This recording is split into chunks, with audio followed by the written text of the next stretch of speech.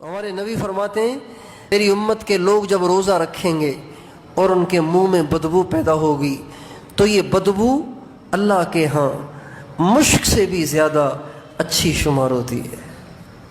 لخلوف فم الصائم اطیب عند اللہ من ریح المسک، مشک کی خوشبو بھی کیا خوشبو ہے، مشک کی خوشبو بھی کیا خوشبو ہے، جو خوشبو ایک روزے دار کی منہ سے نکلنے والی بدبو سے بھی زیادہ، بدبو بھی اللہ کے ہاں اس سے زیادہ خوشبودار شمار ہوتی ہے۔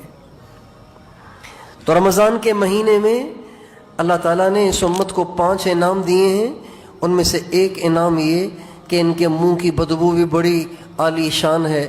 دوسرا یہ کہ اللہ تعالیٰ سمندر میں تیرنے والی مچھلیوں کو حکم فرماتے ہیں کہ روزے داروں کے لیے دعا کریں۔ سمندر میں کتنی مچھلیاں ہوں گی؟ یہ ساری مچھلیاں امت محمدیہ علی صاحبہا الف الف صلاۃ و تحیۃ کے لیے، اس امت کے لوگوں کے لیے استغفار کرتی ہیں، دعائیں کرتی ہیں کہ اللہ ان کے گناہوں کو بخش دے، اللہ ان پہ رحم کرے کہ انہوں نے اللہ کی وجہ سے کھانا بھی چھوڑ دیا ہے، پینا بھی چھوڑ دیا ہے۔ یہ 2 باتیں۔ تیسری بات یہ ہمارے نبی نے فرمایا کہ یکم رمضان سے لے کر اللہ تعالیٰ جنت کو سجانا شروع کرتے ہیں، روزانہ سجاتے ہیں، روزانہ سجاتے ہیں اور خوبصورت کرتے ہیں۔ جنت تو ویسی خوبصورت ہے، بہت خوبصورت ہے، اس کی خوبصورتی کا تو دنیا میں اندازہ ہی نہیں ہو سکتا، لیکن اللہ تعالیٰ روزے داروں کے روزوں سے خوش ہو کر اس کو روز سجاتے ہیں اور سجاتے ہیں اور سجاتے ہیں اور سجاتے ہیں، عید تک اسے سجاتے ہی چلے جاتے ہیں، اور خود فرماتے ہیں قریب ہے وہ وقت کہ میرے بندے دنیا کی مشقتوں سے اپنی جان چھڑا کر اب آ کے تجھ میں داخل ہو جائیں گے اور تجھ میں مزے کی زندگی گزاریں گے۔ یہ انعام بھی اللہ تعالیٰ نے اس امت کو دیا ہے۔ یہ 3 باتیں ہو گئیں۔ چوتھی بات یہ ہے کہ اللہ تعالیٰ رمضان کے مہینے میں جو بڑے بڑے شیاطین ہیں، بڑے بڑے شیاطین ہیں جو لوگوں کو بہت زیادہ گمراہ کرتے ہیں اور بہت بڑے بڑے گناہ کرواتے ہیں، اللہ تعالیٰ فرشتوں سے کہتے ہیں ان سب خبیثوں کو پکڑو، ان کے گلوں میں توک ڈالو اور ان کو سمندر میں پھینک دو۔ چنانچہ ان سب کو بیڑیاں پہنا کر، توک پہنا کر پکڑ کے ان کو سمندر میں ڈال دیا جاتا ہے۔ سمندر میں ڈالنے کا مطلب یہ نہیں کہ ان کو ڈبو دیتے ہیں، ڈبوئیں گے تو مر جائیں گے۔ شیاطین ڈوبتے نہیں ہیں، کیونکہ شیاطین تو آگ سے بنے ہوئے نا، وہ ڈوبتے نہیں ہیں، یعنی ان کو آبادیوں سے باہر دھکیل دیا جاتا ہے، جلا وطن کر دیا جاتا ہے، قید کر کے جلا وطن کر دیا جاتا ہے کہ میرے محبوب کی امت کے روزوں کو خراب نہ کریں۔ یہ انعام اللہ تعالیٰ نے اس امت کے سوا کسی امت کو نہیں دیا۔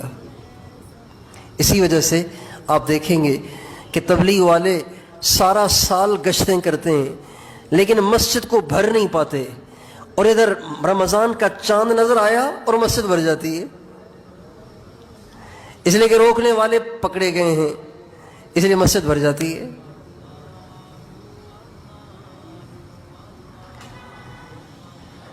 اللہ، یہ 4 باتیں، اور 5ویں بات یہ کہ اللہ تعالیٰ رمضان کے آخر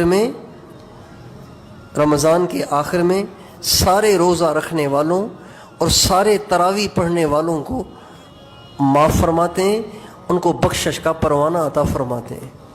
صحابہ نے پوچھا یا رسول اللہ رمضان کے آخر سے کیا مراد؟ شب قدر میں؟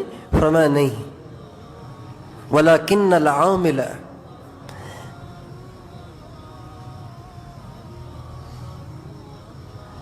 يُؤْتَى أَجْرَهُ يُوَفَّى أَجْرَهُ۔ رمضان کے آخر سے مراد شب قدر نہیں ہے، شب قدر نہیں ہے، بلکہ رمضان کے آخر سے مراد آپ فرماتے ہیں بلکہ جو مزدور ہوتا ہے نا وَلَكِنَّ الْعَامِلَ يُوَفَّى أَجْرَهُ إِذَا كَمَّلَ، جب وہ اپنا کام پورا کر لیتا ہے اس کے بعد اس کو مزدوری ملتی ہے۔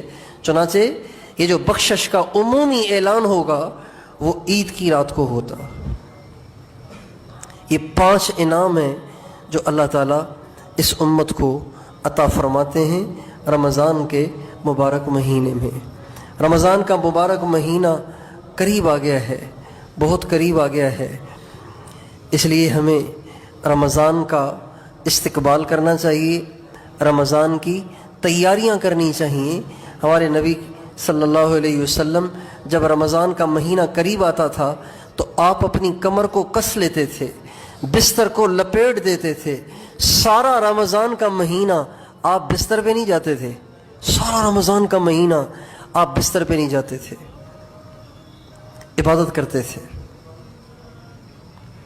بلکہ جب رجب کا مہینہ آتا تو رجب کے مہینے کے تو 2 مہینے کے بعد رمضان نے آنا ہے۔ رجب کا سارا مہینہ، شعبان کا سارا مہینہ، 2 مہینے ہو گئے۔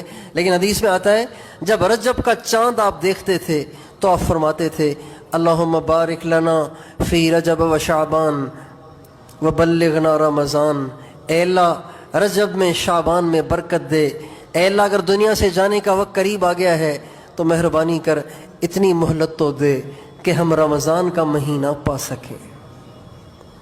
حضور اس کی دعا کرتے تھے یا اللہ اگر دنیا سے جانے کا وقت قریب آ گیا ہے تو اتنی مہلت ضرور دے کہ رمضان کا مہینہ مجھے مل جائے، رمضان کی رحمتیں لوٹ کے مروں تو مروں، اس سے پہلے نہ مروں۔